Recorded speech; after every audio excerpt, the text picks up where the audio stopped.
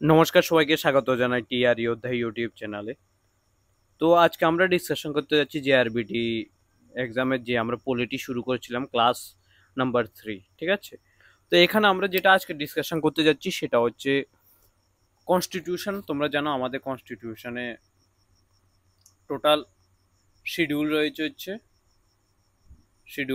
হচ্ছে 12টা and parts রয়েছে হচ্ছে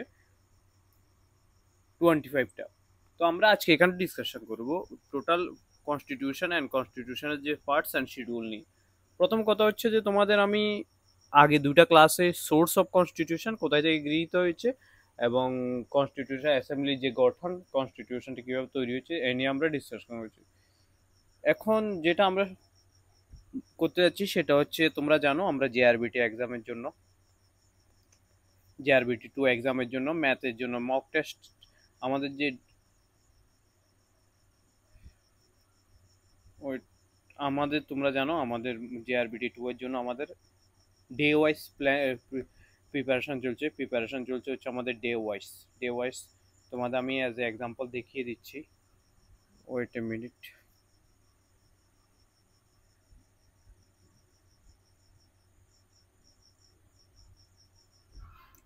এই হচ্ছে সরি এই হচ্ছে আমাদের যে ডে 4 ছিল, ডে 4 এর যে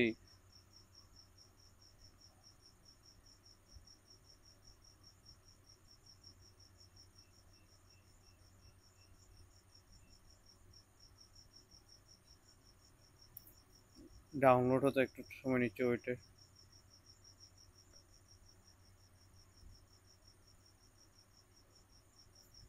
এই দেখে নাও, এই হচ্ছে তোমাদের ডে 4 যে টার্গেট ছিল। ডে 4-এ ত্রিপুরার জিকে 120 to 150 অব্দি দিয়েছিলাম, বুক অফ দিয়েছিলাম, পার্টস অফ কনস্টিটিউশন দিয়েছিলাম। এই দেখো পার্টস অফ কনস্টিটিউশনের যত পার্টস দিয়েছিলাম অ্যান্ড একটা মক টেস্ট 4 নাম্বার দিয়েছিলাম। দেখো এখানে আমি পার্ট অফ কনস্টিটিউশন যে প্রিভিয়াস ইয়ারে যত কোশ্চেনগুলো এসেছিল, এই কোশ্চেনগুলো প্রিভিয়াস ইয়ারে এসেছিল মৌলিক অধিকার, ডিপিএসপি থেকে, ফান্ডামেন্টাল রাইটস থেকে, ইউনিয়ন স্টেট থেকে। এই কোশ্চেনগুলো আমি দিয়েছি এবং প্রিভিয়াস ইয়ার স্যাম্পল পেপারের জন্য কিছু কোশ্চেন দিয়েছি।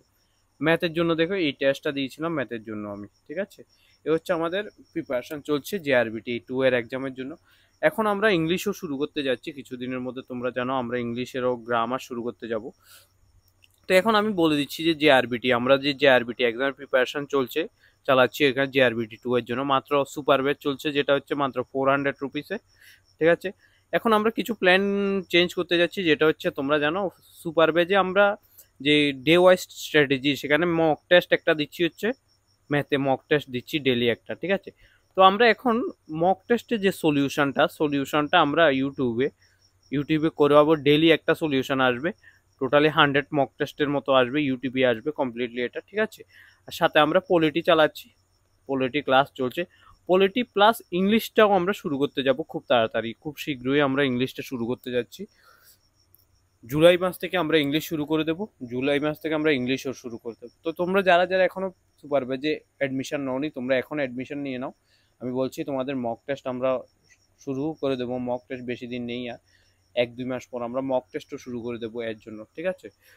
আমার এখন যে ফোকাসটা ওটা জেআরবিটির উপরেই চলছে, জেআরবিটি 2 এক্সামের উপরেই চলছে।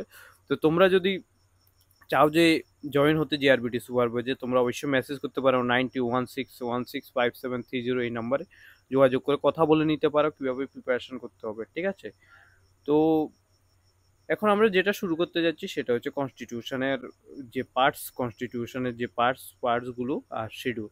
প্রথম আমরা পার্টস, যেখানে ফার্স্ট পার্টস হচ্ছে ভারতের যে ইউনিয়ন অ্যান্ড টেরিটরি আছে। ইউনিয়ন, যারা টিপিএসসি এক্সাম দিতে যাচ্ছ, ত্রিপুরা পুলিশে এসআই এক্সাম দিতে যাচ্ছ, তোমাদের জন্য ওইটা পার্টটা খুবই ইম্পর্টেন্ট। ইউনিয়ন টেরিটরিজ অ্যান্ড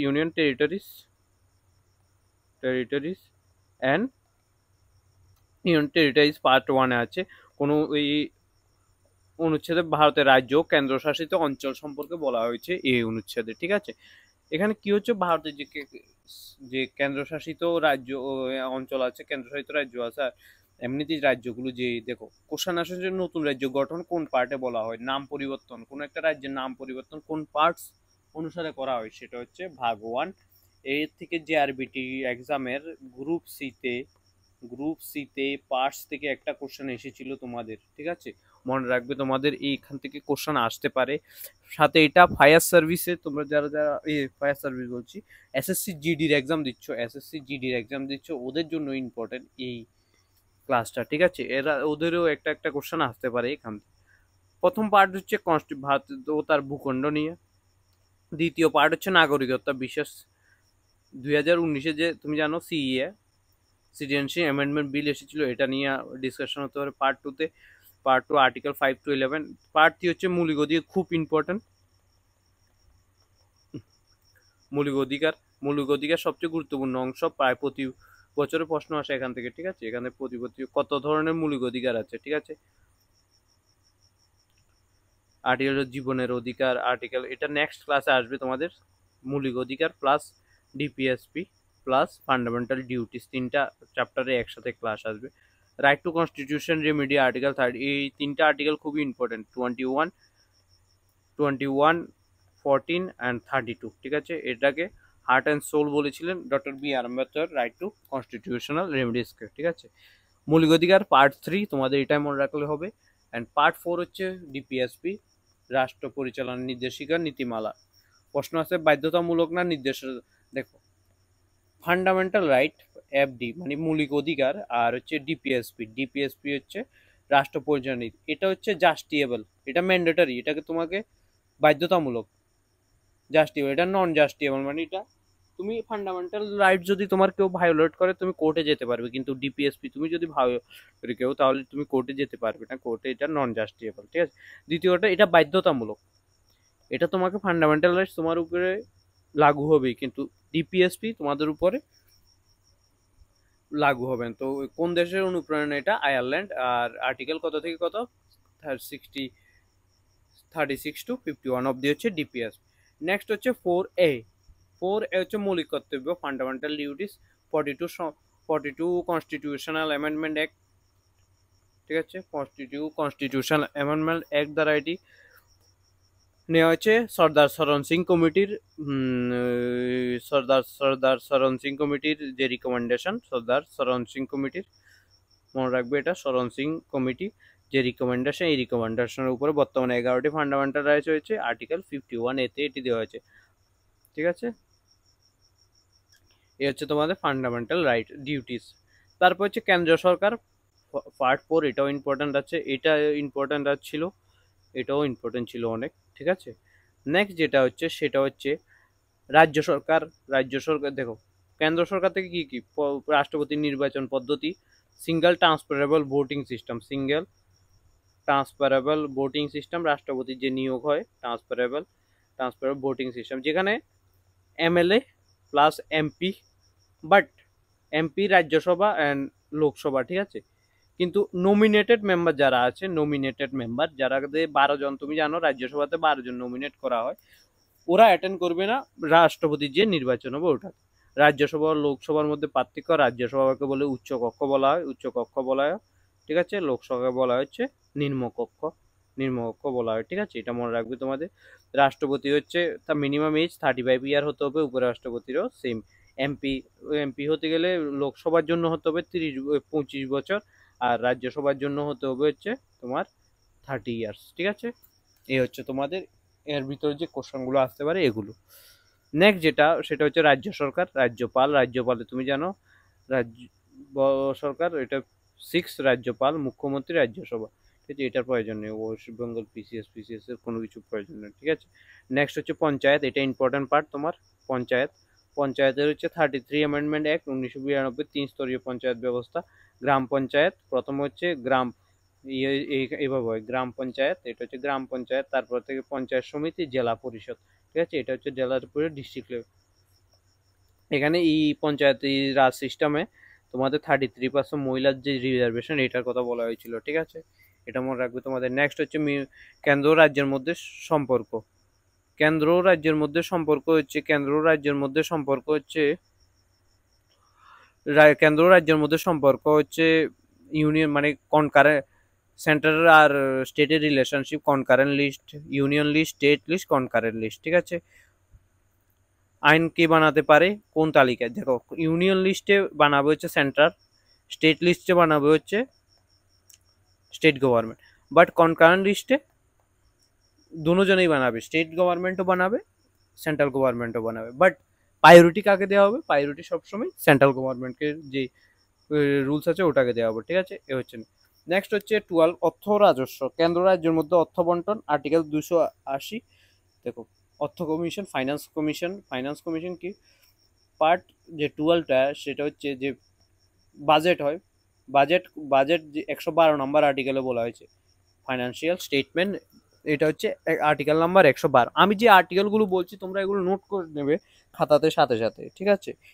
খাতাতে নোট করার কারণ হচ্ছে এগুলোতে তোমাদের ইম্পর্টেন্ট, তাই আমি বলছি। বাজেট যেটা সেটা যে স্টেট এবং সেন্টারের ভিতরে কীভাবে অ্যালোকেশন হবে এটা নিয়েই কোশ্চেন আসতে পারে এখান থেকে, ঠিক আছে?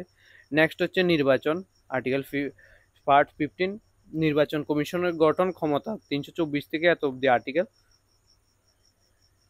নির্বাচন কমিশনের সংখ্যা এবং ভূমিকা নিয়ে প্রশ্ন আসতে পারে, ঠিক আছে? এটা আমি নির্বাচন কমিশন যখন করাবো তোমাদের তখন করিয়ে দেবো।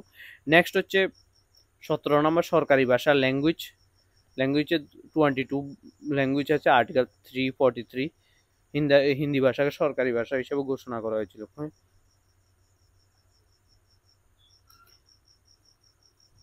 নেক্সট হচ্ছে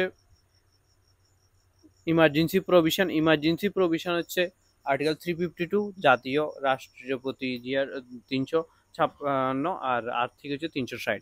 জরুরি ব্যবস্থার প্রভাব মৌলিক অধিকার কেমন পড়ে?